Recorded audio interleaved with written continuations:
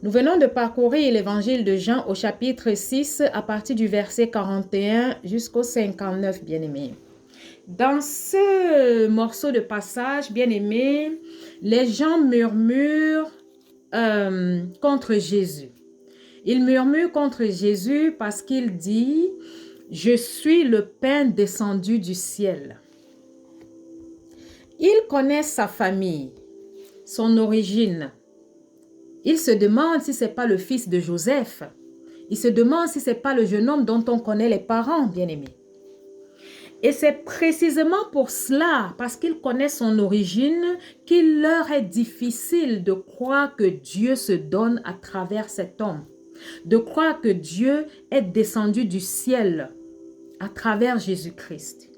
Parce qu'ils ont vu Jésus-Christ grandir, ils ont vu de quelle famille Jésus-Christ était issu, bien-aimé, tel que nous connaissons l'histoire. Donc, pour cette raison, il leur est compliqué, difficile de croire que Dieu se donne au monde, que Dieu se donne à travers cet homme, bien-aimé. Pourtant, c'est là même le mystère de l'évangile. Dieu ne vient pas, bien-aimé, comme une idée ou comme une nourriture, une simple, comment dirais-je, ou comme on le pense. Il ne vient pas comme une théorie, mais il vient, bien-aimé, comme le pain du monde. Il vient comme un sacrifice, bien-aimé. C'est pour ça qu'il est écrit qu'il n'y a plus de sacrifice quand on est en Jésus-Christ. Parce que Jésus lui-même s'est sacrifié. Il n'y a plus de condamnation. Alléluia. Donc Jésus ici nous rappelle que le pain qu'il donne, qui est lui-même, qui est sa chair, n'est pas la manne qu'ont mangé les pères dans le désert. Il rappelle ici la manne dans le désert en faisant comprendre que c'était un don de Dieu. C'était un cadeau de Dieu. Bien-aimé. Mais c'était un don périssable. La manne était un don périssable. Donc, ceux qui en mangeaient étaient rassasiés pour un jour. Ils en mangeaient et ils étaient rassasiés pour un jour. Alléluia. Mais ils mouraient tout de même. Mais Jésus déclare, bien-aimé, Jésus déclare ici avec le passage de l'évangile de Jean au chapitre 6, il déclare que celui qui mange de ce pain vivra éternellement. Le pain qu'il donne, le pain qu'il est, celui qui mange de ce pain vivra éternellement.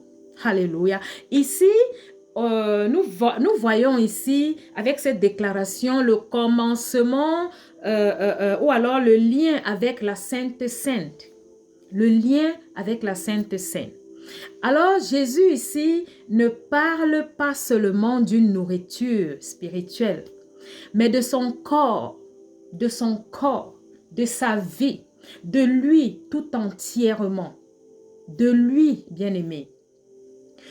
De lui, de son corps donné pour la vie du monde. C'est de ça que Jésus parle, en parlant du fait qu'il est le pain qui est descendu du ciel.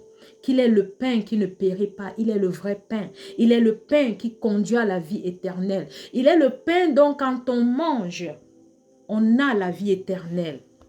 Le pain dont quand on mange, on n'a plus faim, bien-aimé. Alléluia. Mangez ma chair, buvez mon sang. Jésus demande de manger sa chair et de boire son sang. Ce sont ces paroles, bien-aimées, qui ont choqué les auditeurs. Cette déclaration, cette parole a choqué les pharisiens, bien-aimés. Pendant qu'ils parlaient à la synagogue à Capernaum. Mangez ma chair, buvez mon sang. Donc, les auditeurs ont été choqués. Alléluia. Ces paroles, bien-aimées, semblent dures. Elles semblent étranges. Elles semblent même incompréhensibles. Mais Jésus ici parle en image. Jésus parle en image. Comme nous le remarquons, nous le savons si bien, il aime bien parler en parabole. Donc, dans ce cas aussi précis, il parle en images, alléluia, des images, mais qui vont plus loin que les mots. Des images qui touchent plus que les mots. Alors, il invite ici avec cette parole, il invite les auditeurs, il nous invite à la communion. Quand il dit mangez ma chair, buvez mon sang. En fait, il nous invite à la communion avec lui, à la communion, à la participation, bien-aimés. Il nous invite comment dirais-je, à l'habitation mutuelle. Il dit, restez en moi et moi je reste en vous. Donc, il veut que nous vivions en lui, que nous vivions avec lui. Parce que lui, il veut vivre en nous. Alléluia. Donc, il nous invite à le consommer. Il nous invite à le manger pour une communion. Alléluia. Pour une symbiose. Alléluia. C'est ce que Jésus veut nous faire comprendre quand il dit « Mangez mon sang, mangez ma chair et buvez mon sang ». Donc, de même que le pain que nous mangeons pendant la communion, de même que ce pain entre en nous et nous fortifie, bien-aimés, de la même façon, le Christ veut demeurer en nous et nous transformer. Le Christ, Jésus veut demeurer en nous par cet acte et nous transformer. Il veut que nous le prenions, que nous l'invitions en nous, que nous, comment dirais-je, que nous l'invitions en nous, alléluia, afin qu'il nous transforme, afin qu'il nous transforme. Donc, la Sainte Seine, c'est exactement cela. La Sainte Seine, pendant la Sainte Seine, bien-aimé, le Christ se donne à nous. Le Christ, Jésus-Christ se donne à nous et non seulement il se donne extérieurement, disons, avec le pain que nous prenons, mais aussi intérieurement parce qu'il reste en nous. Il veut vivre avec nous. Il veut faire partie de notre vie. Il veut être proche de nous, bien-aimés. Alléluia. Nous voyons dans 1 Corinthiens 10, 16 où il est écrit « La coupe de bénédiction est une communion au sang du Christ. » La coupe, quand il dit « buvez mon sang », en fait, il nous invite à la communion. Il nous invite à l'union. Il nous invite à l'accepter. Il nous invite à le garder, comment dirais-je, à marcher avec lui. Alléluia. De la même façon, il dit dans 1 Corinthiens 11, 24, bien-aimé, ceci est mon corps qui est donné pour vous.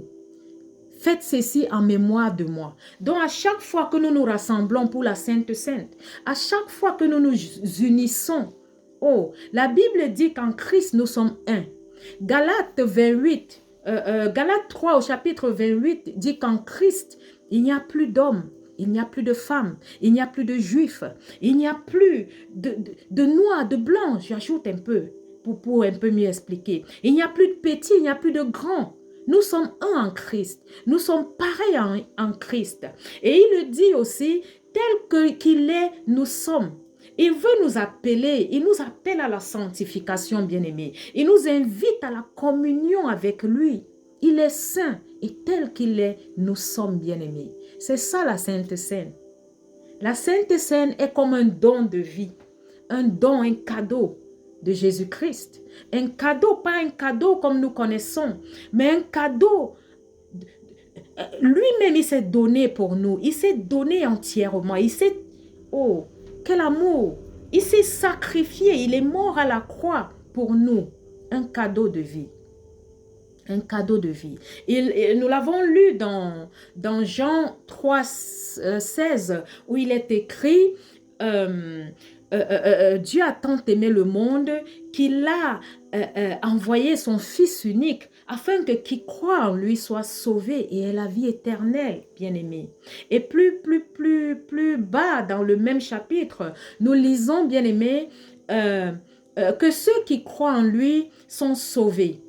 Alléluia. Ceux qui croient en lui sont sauvés, mais ceux qui ne croient pas en lui sont jugés, bien-aimés. Alléluia. Donc Jésus veut éviter que nous soyons jugés. Il veut nous éviter le jugement.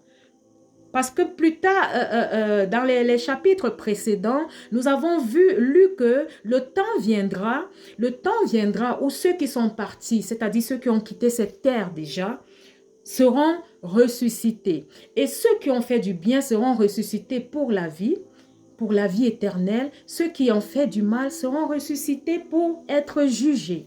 Alléluia. Donc, Jésus-Christ nous invite ici à la communion. Il nous invite ici à recevoir le don de vie, de la vie éternelle. Il nous invite ici à être en communion avec lui, à le vêtir, je ne sais pas comment expliquer, à l'avoir avec nous, bien-aimés. Alléluia, parce que lui, il est avec nous. Lui, il est avec nous. Donc, il dit justement dans Jean 15, au chapitre 4, au verset 4, « Demeurez en moi et moi en vous. Demeurez en moi et moi en vous. » Alléluia. Donc, comme je disais tantôt, la Sainte Seine, c'est un don de vie. Jésus dit, « Celui qui mange ma chair et boit mon sang a la vie éternelle. » Donc, la Sainte Seine n'est pas un simple rituel symbolique. Ce n'est pas que symbolique. Il se passe quelque chose pendant la Sainte Seine. Oh, il se passe quelque chose pendant la Sainte Seine, bien-aimé. Il se passe quelque chose. Mais c'est une rencontre avec le Christ vivant. C'est une rencontre avec le Christ vivant. Il se donne à nous comme le pain, comme un pain pour que nous vivions. Il se donne à nous comme une coupe pour que nous espérions, la coupe de l'espérance. Jésus-Christ est la coupe de l'espérance. Quand nous buvons son sang, quand nous buvons le sang de Jésus, ici symboliquement par du vin pendant la Sainte Seine, nous avons l'espérance de la vie. Alléluia. Il est le pain de la vie. Dans la Sainte Seine, bien-aimé, le Christ nous dit, « Je suis avec toi. Je suis avec toi. Prenez et mangez, car ceci est mon sang. Prenez et mangez, car ceci est mon corps. Prenez et buvez, ceci est mon sang, qui a été sacrifié. » Alléluia, afin que nous vivions, afin que nous soyons délivrés, afin que nous soyons libérés, afin que nous ne fassions plus de sacrifices. Alléluia. Bien-aimés, il n'y a plus de condamnation en Jésus-Christ. En Jésus-Christ, toutes les chaînes sont brisées. En Jésus-Christ, nous sommes une nouvelle créature. En Jésus-Christ, nous avons la vie éternelle. Il nous invite, bien-aimés. Il est là pour nous. Il nous fortifie. Il nous restaure, il nous transforme. Il demeure en nous. Il demeure en toi. Alléluia. Et avec ça, nous avons ici la promesse de la résurrection, bien-aimés. La promesse de la résurrection. Si nous voyons, si nous retournons dans le texte, nous verrons que 4 fois de suite, 4 fois dans ce chapitre, Jésus affirme, « Je le ressusciterai au dernier jour. Je le ressusciterai au dernier jour. » Alléluia. La Sainte Seine n'est donc pas seulement un réconfort pour aujourd'hui. Ce n'est pas juste un acte passager. Ce n'est pas,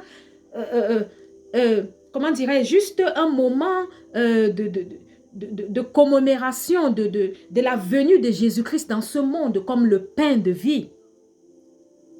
Mais c'est un avant-goût en même temps. C'est un avant-goût de la gloire à venir. C'est un avant-goût, de la vie éternelle que nous aurons en Jésus-Christ, que nous avons en Jésus-Christ. C'est un avant-goût du festin qui sera organisé en notre honneur. Alléluia. La Bible dit que le Seigneur dresse une table pour nous devant nos ennemis. Donc la Sainte Seine, c'est un avant-goût de ce qui sera. C'est vrai, c'est juste un petit morceau de pain. C'est juste un bout de pain que l'on prend et on consomme en mémoire de notre Seigneur Jésus-Christ. Ça a l'air d'être juste un bout de pain. Mais Jésus-Christ est présent. C'est une anticipation du festin céleste. Jésus-Christ est présent par le Saint-Esprit pendant la Sainte Seine, bien-aimés. Jésus-Christ est bel et bien présent. Alléluia. comme il est présent dans notre vie quand nous l'acceptons, comme il est présent dans notre vie quand nous naissons de nouveau, comme il est présent dans notre vie quand l'Éternel Dieu Tout-Puissant nous permet de croire en Jésus-Christ qui est lui-même, qui est Dieu, Emmanuel. Alléluia.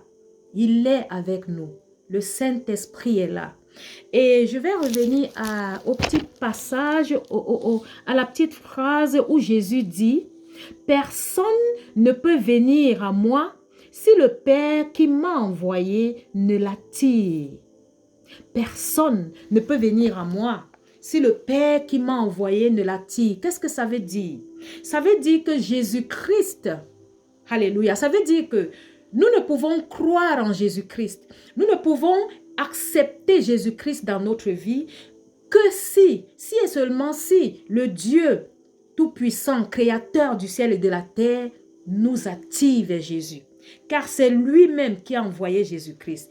Et lui-même, il est Jésus-Christ. Au commencement était la parole. La parole était avec Dieu. Et la parole était Dieu. Alléluia. Elle s'est faite chair. Elle est venue vers les leurs. Elle est venue vers nous. Il y en a qui l'ont accepté et d'autres qui l'ont rejeté. Alléluia. Comme je disais tantôt, ceux qui l'ont accepté sont sauvés et ceux qui l'ont rejeté sont déjà jugés. Alléluia, mais il n'est pas trop tard. Jésus-Christ est le même hier, aujourd'hui, éternellement. Il ne change pas. Il est sans pareil. Il est pareil, bien-aimé. Alléluia.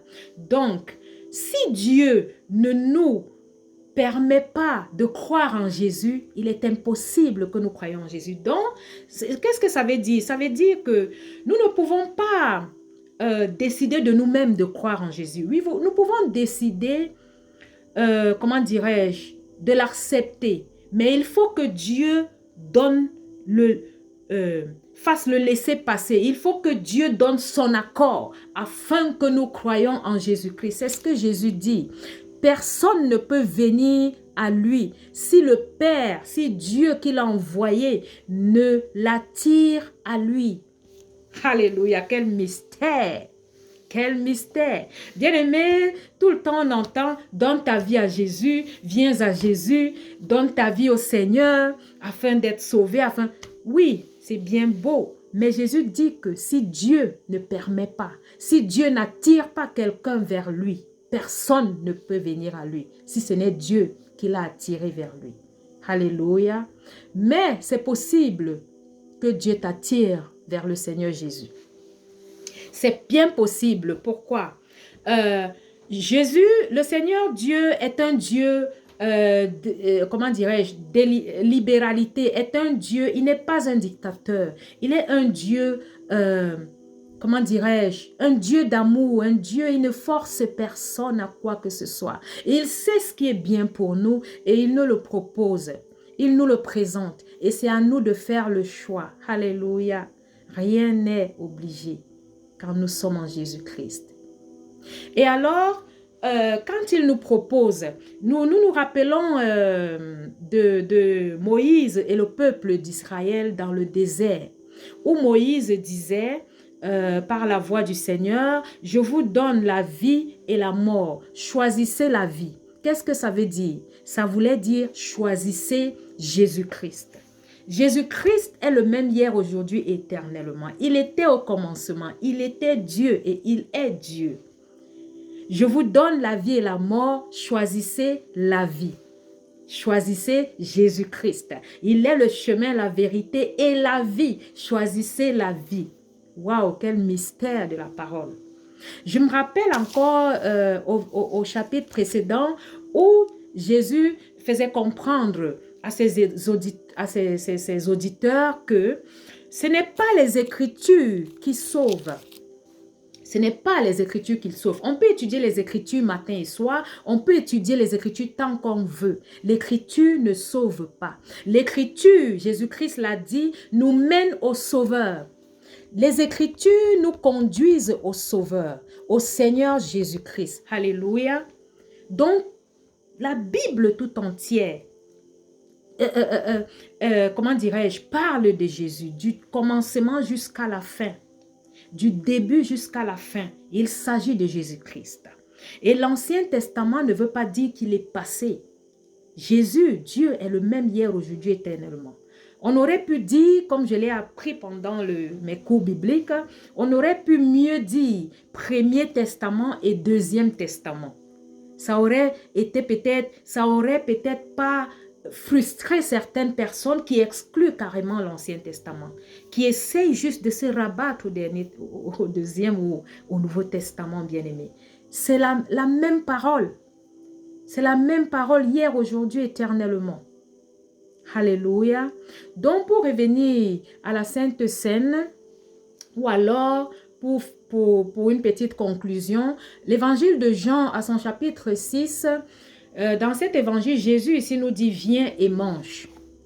Viens et mange. Il est celui qui comble nos vides.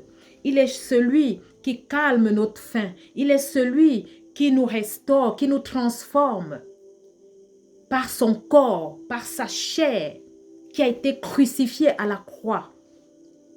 Par ses meurtrissures à la croix, nous sommes guéris.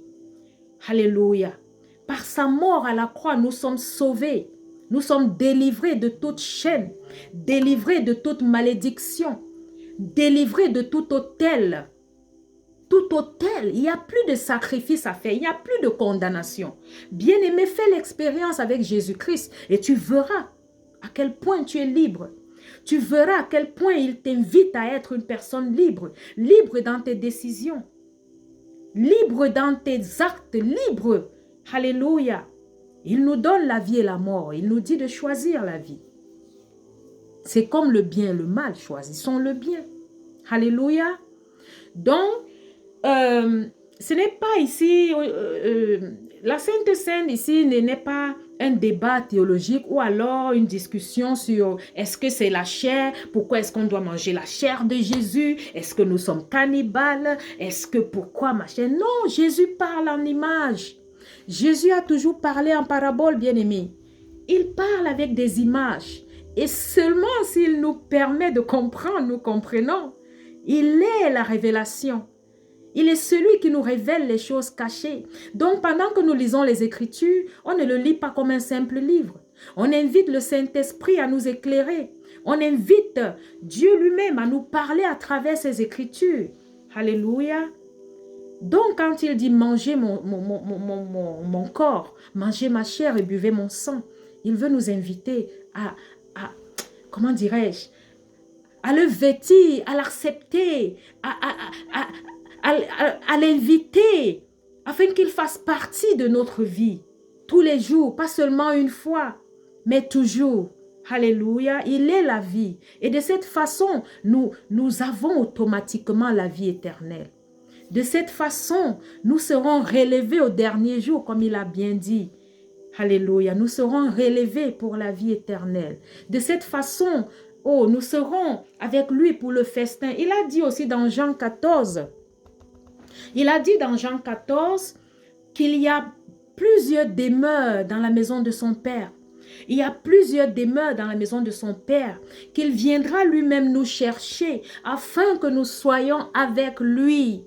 Il ne ment pas, il est le même hier, aujourd'hui, éternellement. Nous pouvons voir dans toute l'histoire biblique que ce qu'il a dit, il a fait.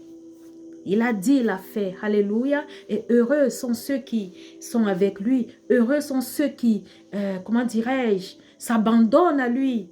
Il s'est abandonné en premier à nous. Il s'est donné à nous entièrement, sans rien garder. Il nous aime plus que quiconque dans le monde. Il nous aime, bien-aimés, et il a promis ne pas nous laisser. Il a promis ne pas nous décevoir. Et il le fait. Quand tu es avec lui, tu expérimentes ce qu'il a dit. Tu expérimentes, alléluia. Il te parle, il te console. Il est celui qui comble le vide. Il est le père des orphelins, le mari des veuves. Et je dirais aussi la femme des veufs. Il est notre époux. Il est notre époux, le Seigneur Jésus.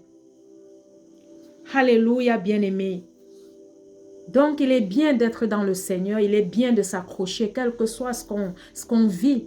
J'ai perdu ma mère il y a 3 semaines. Il fallait que j'interrompe un peu les lives pour aller l'enterrer. Me voici de retour après 3 semaines. Ben, bien aimé, quand c'est arrivé le deuil, je n'étais pas prête. Qui attend le deuil? La Bible dit, nul ne sait ni l'heure ni le jour. C'est toujours surprenant.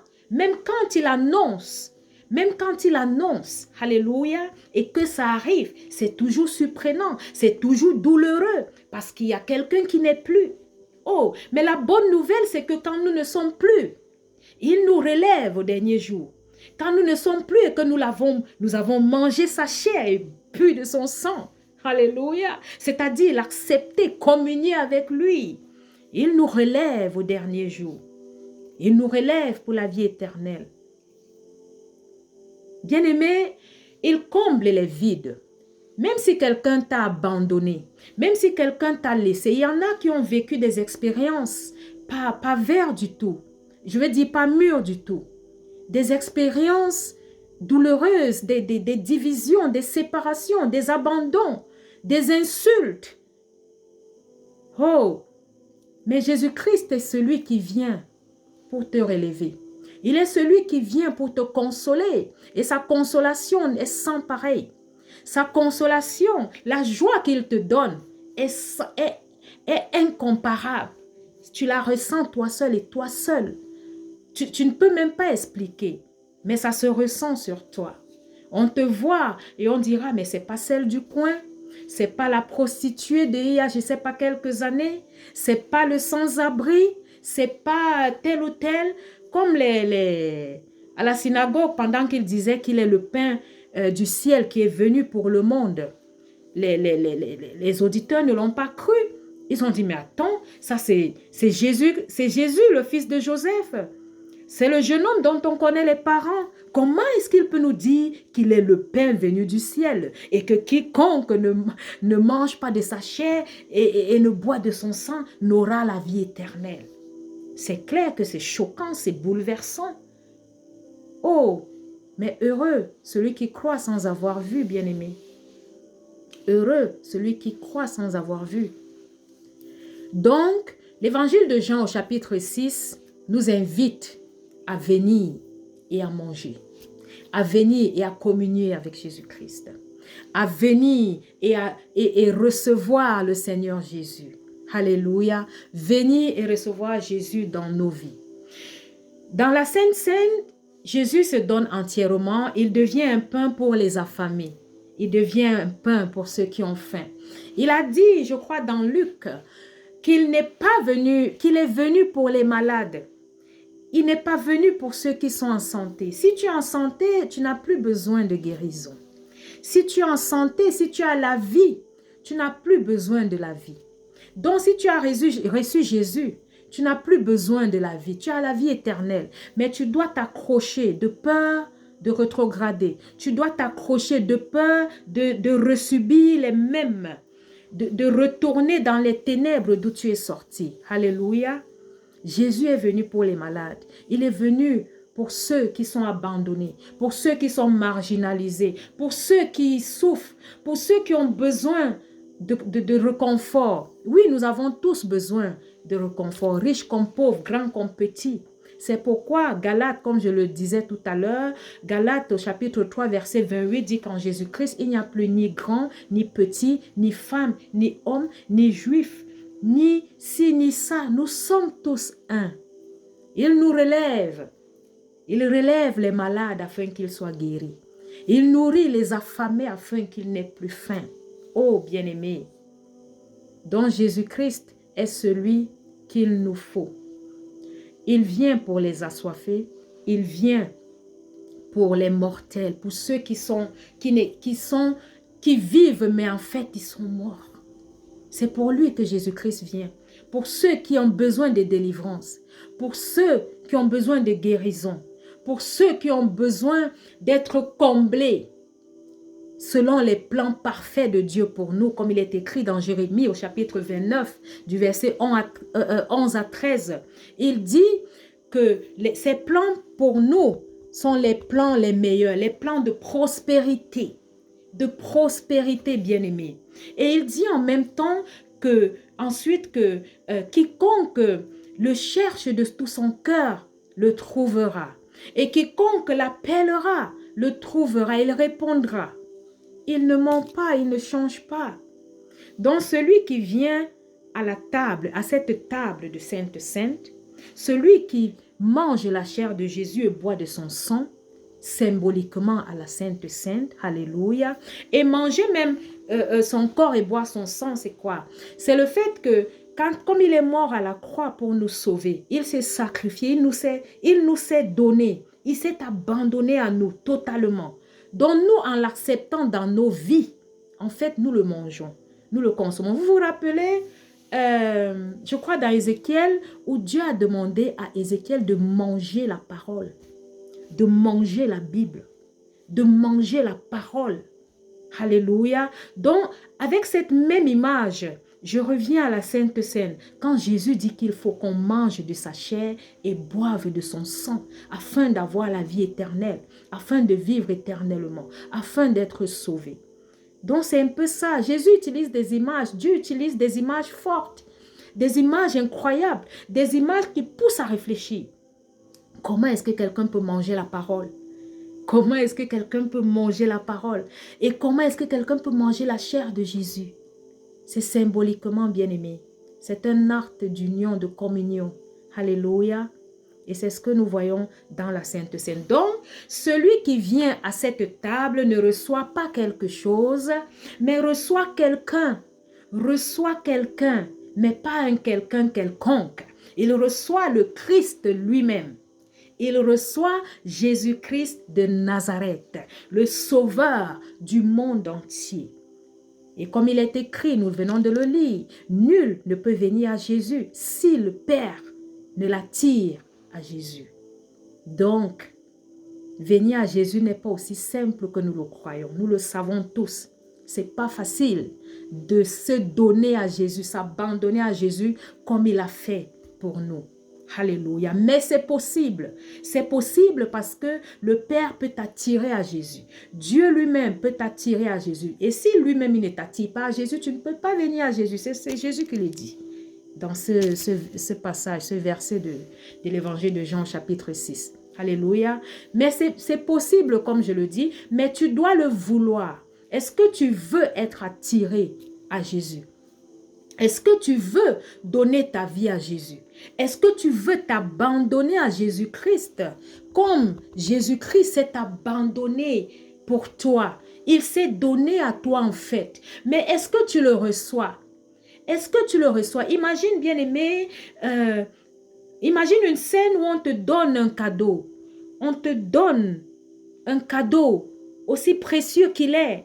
Il est là devant toi, mais tu n'arrives pas à le prendre. Tu ne le prends pas, tu ne le reçois pas. Oh, imagine cette scène. Est-ce que tu veux le recevoir? Je crois que quand on reçoit un cadeau, quand on a un cadeau tendu devant nous, nous le prenons parce que nous le voulons. Nous le voulons. Parfois, nous ne savons même pas ce qu'il y a à l'intérieur de ce cadeau, mais nous voulons le prendre parce que c'est un cadeau. Mais Jésus-Christ est le cadeau pour ce monde. Il est le cadeau pour la vie éternelle. Il est le cadeau en fait, pas comme les autres. Il est celui qui te console quand tu l'as reçu. Il est ton époux en premier, car il t'a choisi, il t'a aimé le premier. Il est ton Père, il est l'alpha et l'oméga. Il est. Qu'est-ce qu'il ne peut pas te donner, Jésus? Qu'est-ce qu'il ne peut pas te donner? De la même façon que Dieu peut t'attirer à Jésus. De la même façon que si Dieu ne t'attire pas à Jésus, alléluia, tu ne peux pas non plus être, comment dirais-je, attiré par ce qui est prévu pour toi dans cette terre, sur cette terre. Donc Dieu qui t'a créé, qui nous a créés, est celui qui nous permet d'aller vers Jésus, qui nous attire vers Jésus. C'est Jésus qui le dit. Et Dieu qui est notre créateur de la même façon est celui qui nous attire vers notre destinée, qui nous attire vers ce qu'il a prévu pour nous, qui nous attire vers ses plans parfaits. C'est bien écrit, ses plans parfaits pour nous, bien-aimés. Il est celui, mais est-ce que nous le voulons? Tout est là, tout est prêt. Est-ce que nous le voulons? Est-ce que nous choisissons la vie au lieu de la mort? Est-ce que nous acceptons la vie? Il s'agit de Jésus-Christ. Nous tournons, nous montons, nous descendons, mais nous revenons toujours à Jésus-Christ bien-aimé. Donc Jésus-Christ est le chemin, la vérité et la vie. Quiconque croise en lui a la vie éternelle. Et je veux aussi encore attirer un peu notre attention ici au niveau de la Sainte Seine. Ne croyons pas, bien-aimés, que, comme Jésus a dit, celui qui mange de ma chair et boit de mon sang a la vie éternelle. Oui, il a dit, c'est une vérité. Mais alors, il y a des étapes avant cette étape. Il a dit à Nicodème que personne, nul n'aura la vie éternelle s'il ne naisse de nouveau. À moins que nous ne naissions de nouveau, nous ne pouvons pas avoir la vie éternelle. Et Jésus dit aussi aujourd'hui que si nous mangeons de son pain, de sa chair et buvons de son sang, nous avons la vie éternelle. Les deux phrases sont vraies. Alléluia. Mais avant d'arriver à la vie éternelle, ça c'est une continuation en fait. La Sainte Seine, alléluia, la vie éternelle, comment dirais-je? La vie éternelle que Jésus mentionne par rapport à la Sainte Seine, c'est la même dont il parlait dans Jean 3. Mais alors, avant d'arriver à cette étape de la Sainte Seine, nous avons l'étape de la nouvelle naissance. Et on ne saute pas les étapes. On ne peut même pas sauter les étapes. C'est impossible. Nous devons d'abord croire. Et même pour croire, Jésus nous dit que si Dieu ne permet pas que nous croyions en Jésus, nous ne pouvons même pas croire. Donc nous devons vouloir croire même. Nous devons vouloir connaître ce Dieu. Nous devons vouloir connaître qui est Jésus-Christ, qui est Dieu, qui est tout ce que nous entendons tous les jours. Nous devons l'appeler, l'inviter à se révéler, l'inviter à nous parler de lui. Et seulement en ce moment, Dieu nous connectera. Dieu nous connectera. La Bible a dit dans Jean 1:1 qu'au commencement était la parole était avec Dieu et la parole était Dieu. Et elle précise que tout a été fait par elle. Tout a été fait par elle et rien n'a été fait sans elle. Rien, même pas nos pensées, même pas notre respiration, même pas notre chair. Rien du tout dans ce monde n'a été fait sans la parole. Et nous savons que la parole, c'est Jésus-Christ. Et nous savons que la parole, c'est Dieu, car elle était au commencement. Alléluia. Donc, bien-aimé, Jésus-Christ est l'alpha et l'oméga, le début, le commencement et la fin. Tout. Il est immesurable. Il est indescriptible. Mais il est celui qui est. Il est simplement celui qui est. Alléluia. Donc, celui qui vient à lui ne reçoit pas seulement... alors, celui qui vient à la Sainte Seine ne reçoit pas seulement quelque chose, mais il reçoit quelqu'un, Jésus-Christ de Nazareth. Mais avant tout, pensons à... Parce que je dis ça pourquoi? Parce qu'il y a des saintes scènes où il y a des gens qui ne sont même pas baptisés, ou alors il y a des gens qui... Je ne sais pas trop quoi. En ce moment, peut-être qu'on fait rapidement leur péché et tout, et voilà, on prend la Sainte Seine et c'est bon, et puis on croit que voilà. Non. En fait, il faut d'abord venir à Jésus, il faut naître de nouveau d'abord. Et Jésus dit que Nicodème avait demandé qu'est-ce que ça veut dire naître de nouveau, est-ce qu'il faut rentrer dans le ventre de sa mère? Jésus a dit non, mais non, il s'agit de naître d'eau et d'esprit. Et ça, c'était ma toute première vidéo. Naître d'eau et d'esprit. Naître d'eau et d'esprit, bien-aimé, ça veut dire être baptisé, naître d'eau. Et naître d'esprit, c'est automatiquement recevoir le Saint-Esprit, comme Jésus l'a reçu. Une colombe est descendue après que Jean le Baptiste l'a baptisé. Alléluia. Donc, après ces deux étapes, nous pouvons passer à la Sainte Seine. Nous pouvons passer à la Sainte Seine. Alléluia. Gloire à Jésus, le révélateur des choses cachées. Je suis pratiquement à la fin de cette prédication. Je voudrais remercier tous ceux qui ont participé, de près ou de loin. Je prie que le Seigneur vous bénisse, que ce qu'il a prévu pour vous vienne à l'existence, car ses plans pour nous, pour vous, sont les meilleurs. Les plans de bonheur et non de malheur. Il est là pour que ce qu'il a prévu vienne à l'existence. Alors prenons-le avec nous. Je veux dire, acceptons-le, alléluia, afin qu'il exerce dans nos vies, afin qu'il combatte nos combats, comme il est écrit dans Exode 14, 14. Acceptons Jésus-Christ, renouvelons notre alliance avec lui. Il est la nouvelle alliance. Il est la nouvelle alliance. Il n'y a plus de condamnation, il n'y a plus de sacrifice. Qu'on ne vous fasse pas peur. Ne crains rien, il a dit. Ne crains rien, car je suis avec toi jusqu'à la fin des temps. Il n'y a plus de sacrifice. Jésus-Christ est la solution. Il est le chemin, la vérité, la vie. Est-ce que tu as peur de ne plus vivre pour telle ou telle raison? Je vais dire, est-ce qu'on te fait peur que tu vas, disons, disparaître si jamais, quoi. Jésus-Christ est la vie. Avec Jésus-Christ dans ta vie, tu n'as plus besoin d'avoir peur de mourir, disons comme ça. Tu n'as plus besoin d'avoir peur, quel que soit ce qu'on te dit. Jésus-Christ est ta vie. Jésus-Christ est ta vie. Alléluia. Et non seulement ta vie sur cette terre, mais aussi la vie éternelle. Donc c'est ça avec Jésus-Christ. Aie cette confiance, aie cette foi. Et ne te laisse pas ébranler par des propos qui, je ne sais pas quoi, venant d'où, je ne sais pas. Nous savons tous, dans nos villages, on te dit fais ci, fais ça, sinon ci, ça. Ouh, c'est beaucoup. Il faut faire ci aujourd'hui, demain il faut faire ça, après encore. Après toi-même, tu ne sais même plus où tu en es. Et tu te rends compte, voilà, c'est les mêmes choses qui se répètent. Donc Jésus-Christ est venu nous libérer. Il n'y a plus de condamnation, bien-aimés.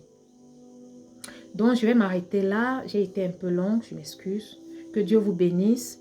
Je prie que votre semaine soit bénie. Que votre vie soit bénie. Que tout ce que vous entreprenez réussisse. Car la Bible dit que nous portons des fruits. Il est celui il est la branche dont nous sommes. Il est l'arbre, pardon, dont nous sommes les branches. Avec lui, nous vivons. Et sans lui, nous sommes morts. Donc, c'est ça. Que le Seigneur vous bénisse et qu'il permette que nous nous revoyons dimanche prochain à 17h30 en français, en anglais 15h et en allemand 11h30. Je suis là pour vous, je suis votre servante. Que la volonté du Seigneur soit faite, non seulement pour vous, mais pour moi. Soyez bénis, je vous aime. Au revoir.